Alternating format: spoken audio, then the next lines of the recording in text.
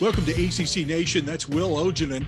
I'm Jim Quist, and we're talking college basketball with our special guest, Jonathon Warriner of Making the Madness. Welcome, Jonathon. I appreciate you guys having me on. I'm always loving to talk college basketball, and the ACC, obviously not the best start they've ever had, but it's going to be fascinating to kind of watch what transpires once we get into league play here, which is coming up. I guess some of the teams have already started, but for big time, like the real games almost coming up shortly. Mm-hmm. That's an understatement about the ACC. I mean, that's just like, wow.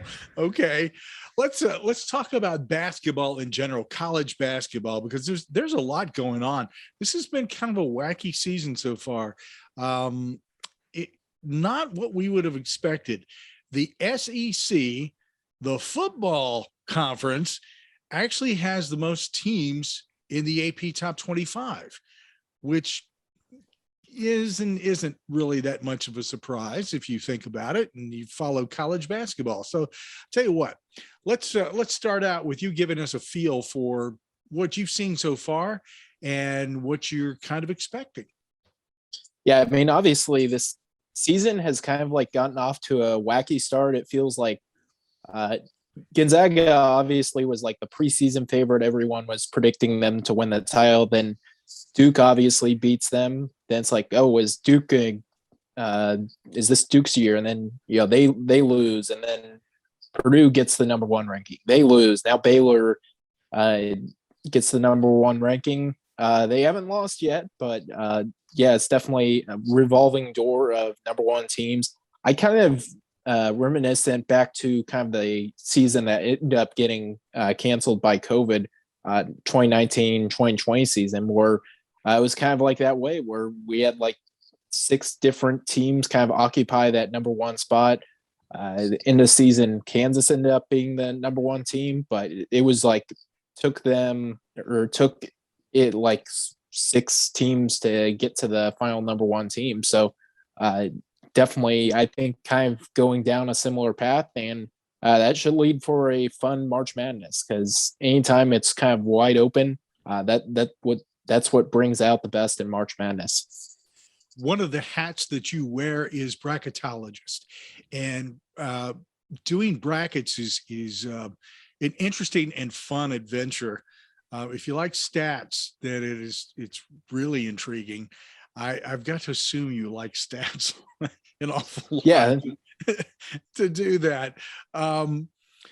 Right now, looking at every single one of these conferences, who's underperforming and who's overperforming out of all the conferences, especially teams? I mean, underperformers, my number one team is the Oregon Ducks, because like Memphis is underperforming. You could see that being the case, like with all the freshmen they have, and they did just pick up a nice win against Alabama. Maryland, they've certainly had a rocky season to start with Mark Turgeon on the way out, but I think Oregon's been kind of the team most disappointing for me. I thought they were like a kind of for sure like top 15, borderline top 10 team in the preseason, and they've been not good to start this season, just to say the least. They don't seem to have anything figured out. Maybe they'll go on a hot streak to end the season and sneak into the NCAA tournament, but certainly they've underperformed. It feels like a lot of teams are kind of underperforming. You also have some overperformers, like in Minnesota, like in Iowa State, like a Wake Forest, who right now sitting at 10-1, top the ACC standings. They've certainly gotten off to an impressive start. So preseason projections, they're called preseason for a reason. They don't always go as planned, and always a few teams that end up surprising and end up disappointing. So we'll come back to the bracket aspect of it and maybe dig into what you're thinking at this point in the season. It's early, but it's always fun to throw this stuff around. Will, it's all yours.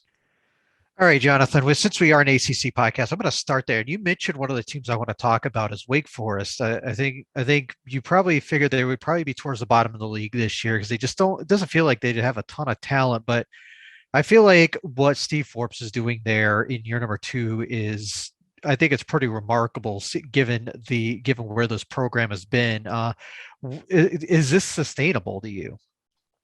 Um, I'm not sure how sustainable it is through the regular season, but I do know one thing: like they've gotten off to a good start, and with the ACC kind of being down, they're going to pick up wins, whether it's beating a Pittsburgh, whether it's being a Notre Dame, Georgia Tech, like teams kind of near the bottom of the ACC. Uh, Boston College, even Virginia's down this year. There's no shortage of teams that you can find wins against. So while Wake Forest, I do think they'll probably at some point fall back a little bit down to earth.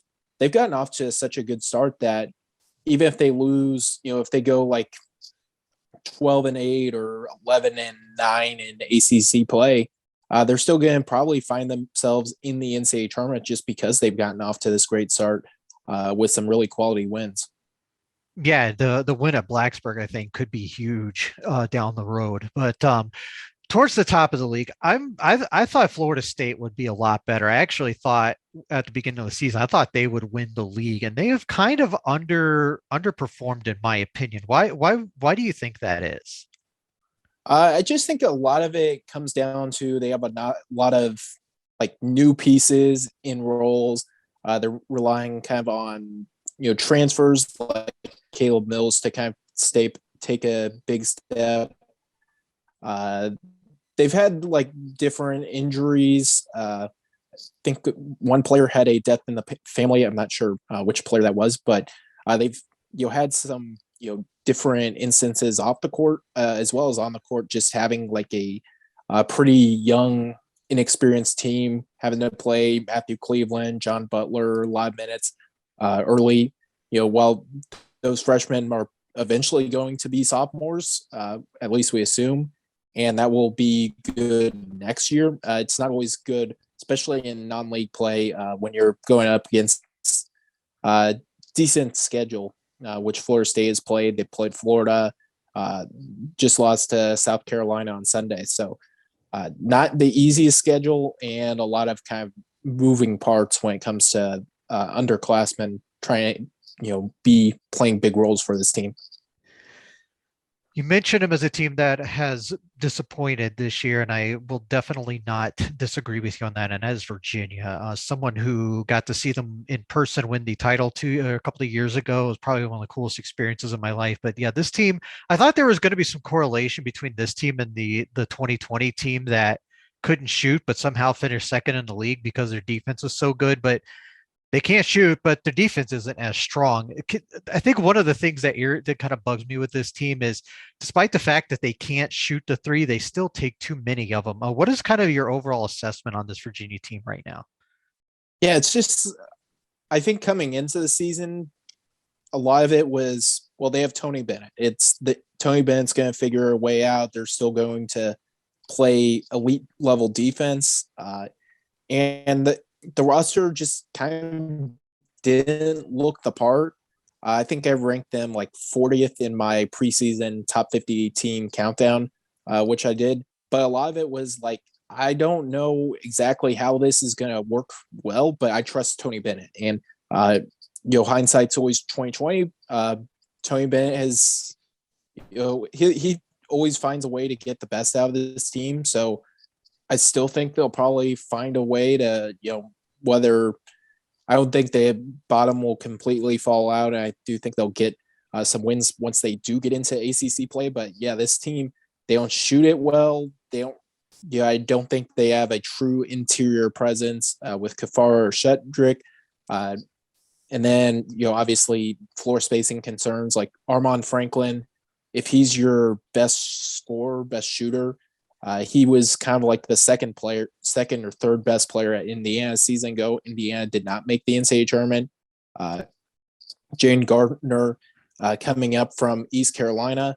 He put up numbers at East Carolina, but East Carolina didn't win a lot of basketball games. And then obviously Clark and Beekman seem like kind of role player point guards as opposed to being major stars. So I just don't think this team has a whole lot of talent on it. And we'll see if they can kind of develop throughout the season, maybe play Tane Murray some more minutes. He was certainly big in that Iowa game, but definitely not a great start to the season. Jim?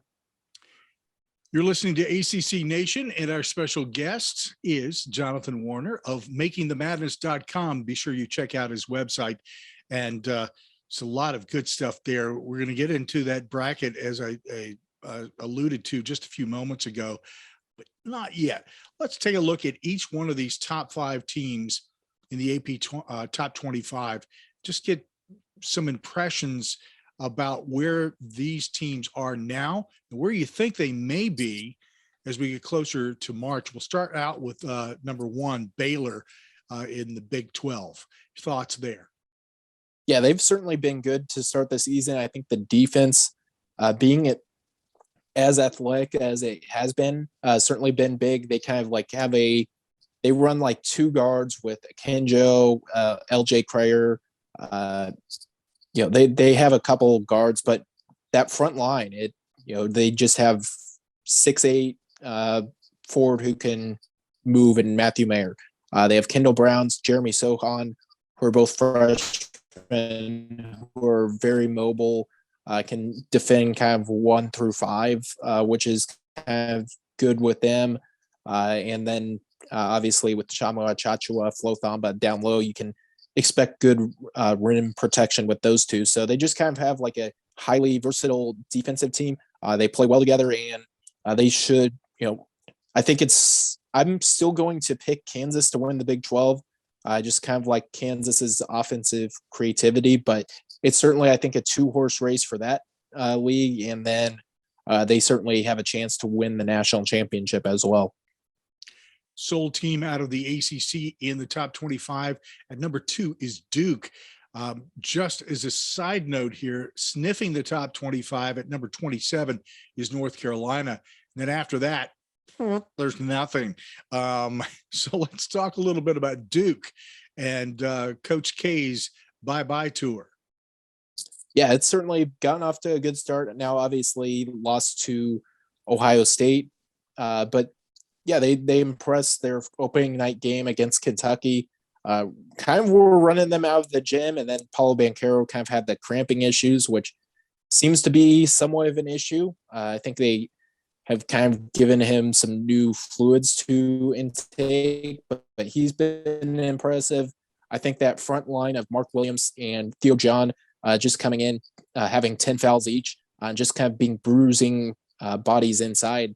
That was certainly big when they match up against Gonzaga. They were kind of dictating, it's hard to really stop Drew Timme, who's one of the premier post players in college basketball, and Mark Williams, Theo John found a way to do it. They just kind of overpowered Timme and forced him into some tough shots, even got a couple blocks off Timme, but they've certainly been good. And then, Wendell Moore taking a huge step forward has been big for them. Trevor Keels was obviously good in that Kentucky game. It's been inefficient since, and they haven't even gotten great play out of AJ Griffin. He had a good performance last night when we're recording this. I think they played South Carolina State. He had a good offensive performance, but up until that part of the season, he's kind of been reserved to playing 8 minutes a game. So if he can come along and be, a high level scorer for them as a 6-man, that would be big as well. At number 3 out of the Big Ten is Purdue. Yeah, and for Purdue, you have to love the center play. You have to love Jaden Ivey. Jaden Ivey's just athletic freak. He's going to get to the rim. He's going to try to dunk over 3 people. He's just one of those must-watch players.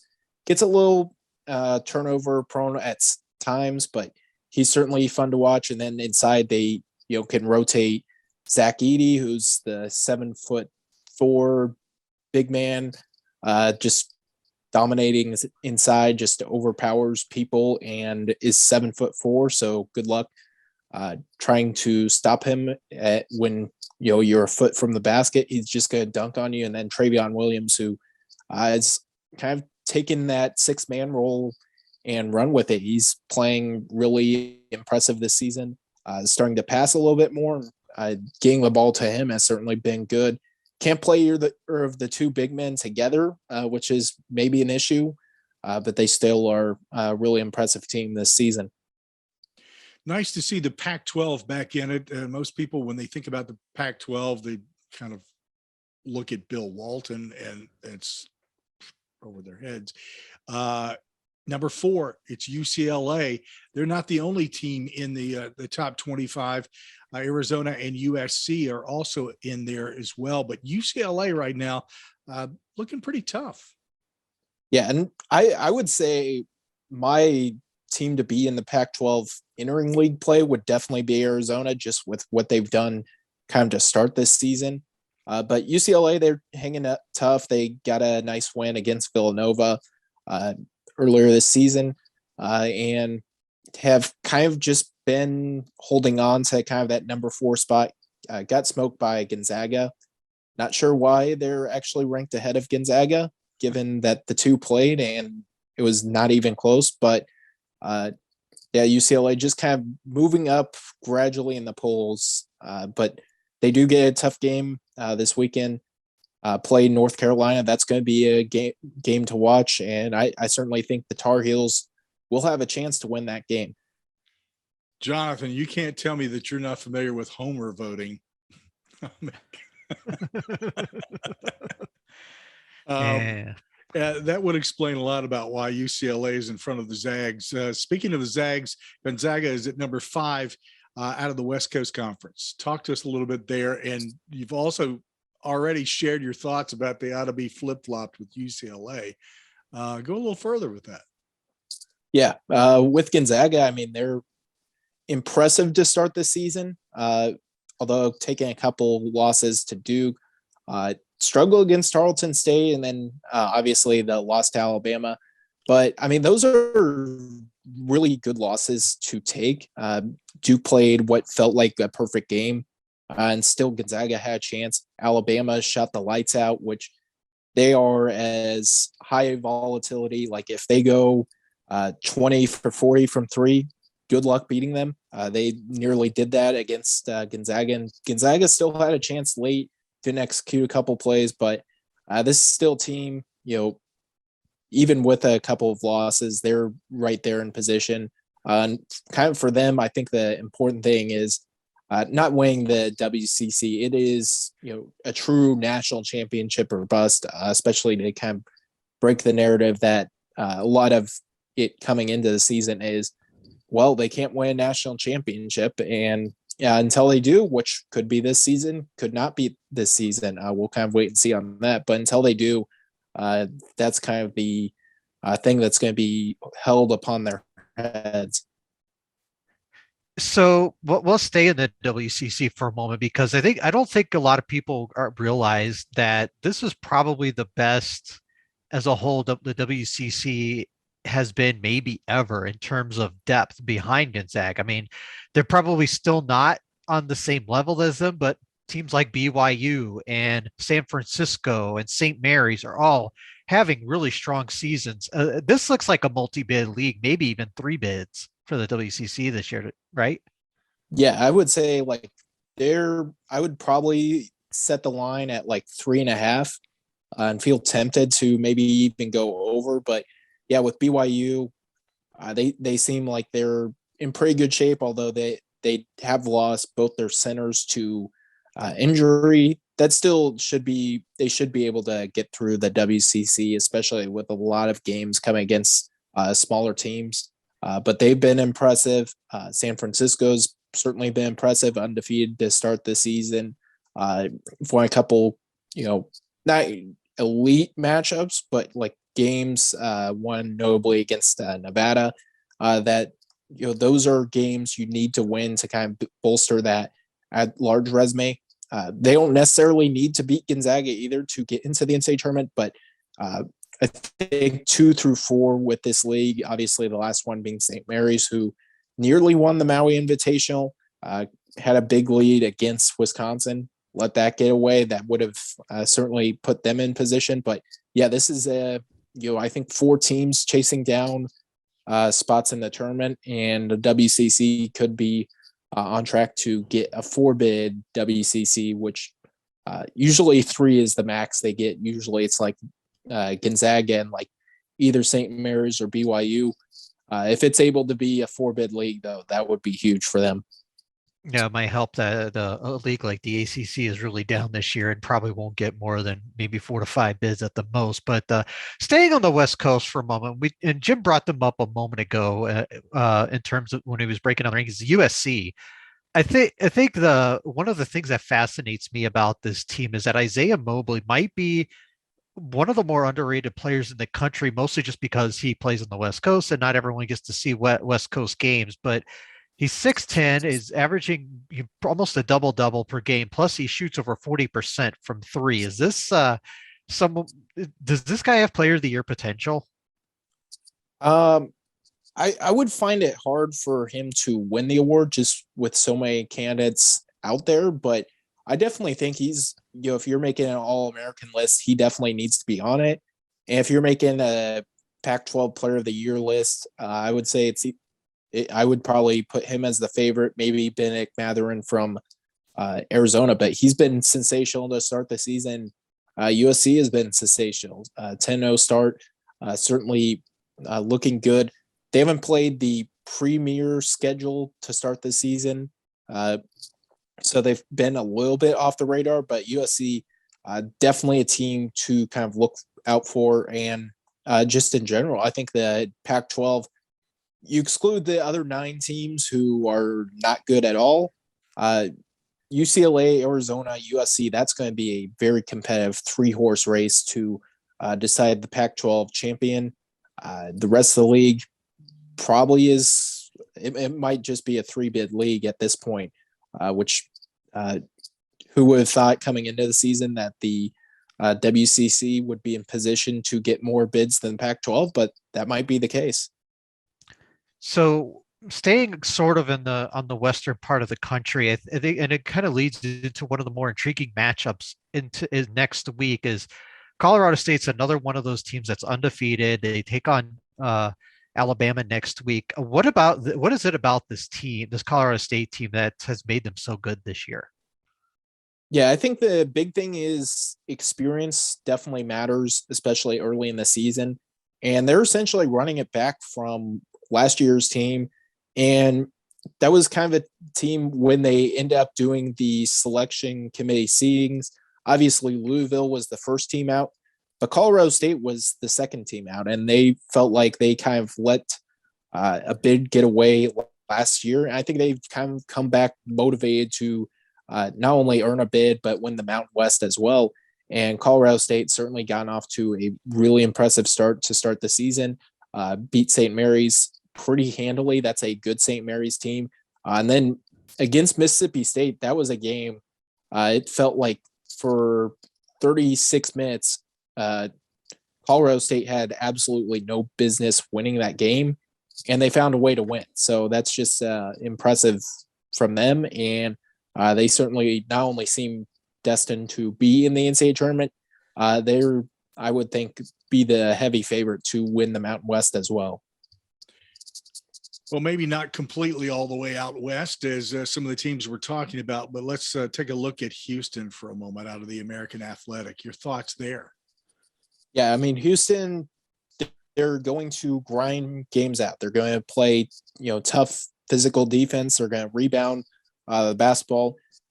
Don't be deceived by that final score against Alabama. That was a grinded out type of game. Alabama just plays at such a high tempo that the score kind of got in the 80s. But yeah, Houston, they're going to grind games out. They're going to offensively, they're going to try to get every single offensive board. Had multiple, put back opportunities in the last possession. Of course, the controversial no goaltend ends up not being a goaltend. But yeah, Houston definitely been impressive. Lost to Wisconsin, but got off to kind of a poor start and still almost found a way to win that game. nearly won out Alabama. We could be sitting here with them at 11-0. And I think if they would have been able to win at Alabama, I think that would have been the most impressive win of the recent tenure of Kelvin Sampson, just, kind of because they, when they went to the Final Four, they had a historically easy path, but this team is still very legit. They very much still have a chance to make a Final Four once again this year. And if Kelvin Sampson's Cougars are able to do it, that this would, I think, kind of validate last year's Final Four in a way. Let's touch base with the SEC. Alabama is ranked 6th, and Auburn comes in at 13. Some overall thoughts on the Southeast Conference? Yeah, the SEC, I think it's just really kind of there's a bunch of teams right there that should make the NCAA tournament. And I think comfortably be, teams. I don't know if there's a national championship team. Alabama, I think, is the closest to being it. But the other thing with Alabama is they, their performance is highly volatile because they take so many threes. If they get an off night, they're susceptible to losing. But yeah, they certainly can beat anyone. Auburn's been impressive. Jabari Smith is looking like, he could potentially make a run at the number 1 overall pick this year. Tennessee's got a dynamic guard in Kennedy Chandler. He's been certainly fantastic this season. LSU is just beating the doors off everyone. Arkansas and Kentucky have, they have good records, haven't played the toughest schedule, but they're teams that should be right in the mix. Even a team like Florida, they had a couple really nice wins early in the season, beat Ohio State at the buzzer, beat Florida State. So they're probably going to be NCAA tournament bound. So just a league that has a lot of depth and a lot of teams that should be in the NCAA tournament. We'll see if they can get any teams beyond that, but those teams previously mentioned should be comfortably in position to make the NCAA tournament. We'd absolutely be remiss, Jonathan, if we didn't touch on the Big East. Villanova, Seton Hall, UConn, Xavier. This is always a strong lineup and a strong conference when it comes down to college basketball. Some thoughts there? Yeah, I mean, the Big East has been certainly, I would say it's between the Big East or the Big 12 to decide which league has been the best in non-conference play. But just the Big East as a whole, Villanova has kind of gotten off to a slowish start. They haven't been able to kind of close out games. And coming into the season, I thought the Big East would be kind of Villanova's to lose. And now it's pretty wide open. I think Villanova certainly still has to be considered the favorite on paper, but Seton Hall is very good. They're 8-1 to start the season. Got a nice win against Texas. They've been extremely impressive, especially on the defensive end of the ball. They can just overwhelm a lot of teams athletically. And the impressive part about that Texas game is Ike Obiagu, not exactly sure how to say his name correctly. He was out the entire second half, and they still found a way to beat Texas. And he's like 7'3" shot blocking machine. Transferred in from Florida State a couple seasons ago. He's been fantastic to start the season. UConn certainly looks good. I think I had some guard play questions coming in the season. They've certainly answered that. Xavier's been good. I think it's kind of between those 4 teams to end up winning the league. Xavier has the win against Ohio State. I think kind of underrated at number 22 in the polls. I would definitely have him a little bit higher, but yeah, those 4 teams have been good. Providence has been a surprise, got a nice win against Texas Tech. So I think at this point in the season, minus, those teams just completely falling off the cliff, they've already locked themselves into about 5 NCAA tournament bids. And then, of course, they'll probably get 1 or 2 more elsewhere. But Big East has certainly been impressive. Will? All right, just the last couple from me, because unfortunately, we have some severe weather that's about to hit, so I'm going to have to probably go here in a couple of minutes. But I wanted to let me just ask this. I know there's been some teams that have been considered the worst Power Five team in the country. But would you say where do you stand on that? I think Pitt's in the in the discussion, but Oregon State too, I think, is probably right up there with them. So who is probably the worst power team in the Power Five? I am going to say Oregon State to start this season, and simply the reason is they were 1-9. Like Pittsburgh, we've joked about their struggles. They've certainly been less than good this season, if not bad, but they've at least kind of looked the part in some of their games, and nearly won against Virginia, nearly beat Minnesota. Those are two teams, while not great teams, those are still teams that are like top 100 teams. In Pittsburgh nearly beat both of them, whereas Oregon State is just everyone but Portland State they have lost to. So I'd say Oregon State has to be the favorite for that. I think Pittsburgh's in that conversation. I might put Missouri somewhat in the conversation, although I think they're a little bit better than Pittsburgh and a little bit better than Pittsburgh. I think is a little bit better than Oregon State as well. Now, we've mentioned quite a few teams during this interview, but who is someone that is kind of off the radar that we need to be watching? I would kind of say I would like to kind of go back to the SEC. I would say LSU. They've been impressive to start the season. I think the big thing for them is offensively, they're always going to be good. Will Wade kind of brings in enough talent, but defensively, they've kind of revamped their defense this year. I think Tari Eason, if I was voting for SEC Player of the Year, I might vote for him because he's been certainly fantastic this year, especially on the defensive end. So LSU off to a 10-0 start. I think a very quiet 10-0 start. And they definitely, I think, have a chance to win the SEC, make a Sweet 16 or an Elite 8 as well. Tell you what, Jonathan, two more quick questions for you. And one of them I'll put you on the spot. The first one I know is near and dear to your heart, and that's bracketology.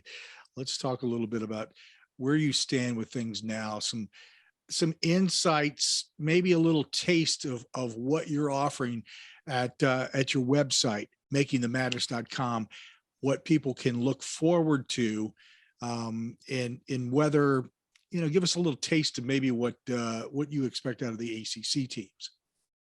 Yeah, the ACC, I think at this point, two teams seem pretty solidly in. I think Duke is once again in position to get a 1 seed. They've certainly been impressive to start the season. North Carolina, well, I think they kind of lost a couple games early in the season. I think finished 4th place out of 4 in the Hall of Fame Classic. Not sure the exact name. They all kind of run together, but lost to Purdue in a really close game, and then kind of the next day got blown out by Tennessee. So I think they kind of fell off the radar a little bit, but this is still, I think, a good team. They're starting to come around a little bit defensively, and with his front court, Armando Bacot has been certainly good this year. Dawson Garcia and Brady Mann can both shoot the lights out. You have Caleb Love and RJ Davis, who are both really good at the lead guard position. I really like those 4. Kerwin Walton can shoot the ball really well. This is, obviously a really good offensive team, and a team, if the defense continues to improve like it kind of has in recent weeks, I think this is a team that most definitely could be chasing down like a 4 or a 3 seed come end of the season, especially if they're able to kind of hang into the ACC title race alongside Duke. Last question. This one's where we put you on the spot a little bit. You live in an area which is known for barbecue. So, yes. First of all, do you like barbecue? Because I don't want to ask you the question if you don't. Yeah, I'm not the hugest barbecue fan, but I certainly enjoy, especially well done barbecue. Okay. And is there one particular place where you live that has better barbecue, or some place that you visited that has really good barbecue that stands out in your mind? I would say Arthur Bryant's is my favorite. I'm from the Kansas City area, so gone down to that, and it's certainly very good barbecue. I'll get, whether it's a chicken or like a pork sandwich or a brisket sandwich. Really good sauce as well. So I'd say that's probably my favorite, but there's all sorts of kind of good barbecue around. Yeah, I'd be absolutely losing it if I didn't ask some food questions. I typically do. Especially when we have somebody from North Carolina, we always have to ask about the barbecue. So thought we would do the same thing with you. Hey, want to point out something to folks who are watching and listening. Both Jonathon and Will, severe storms going through their area, and they were both troopers to be on the show. And we appreciate it very much, both of you being here, and hopefully both of you are staying safe. And thank you so much. Our special guest from Making the Madness, Jonathon Warriner. Thank you, John, for coming and joining us. Thank you, Jonathan. Thanks again for having me on. Definitely always good to join any type of show, and thanks again for having me on, and look forward to being back on at some point, maybe even later this season.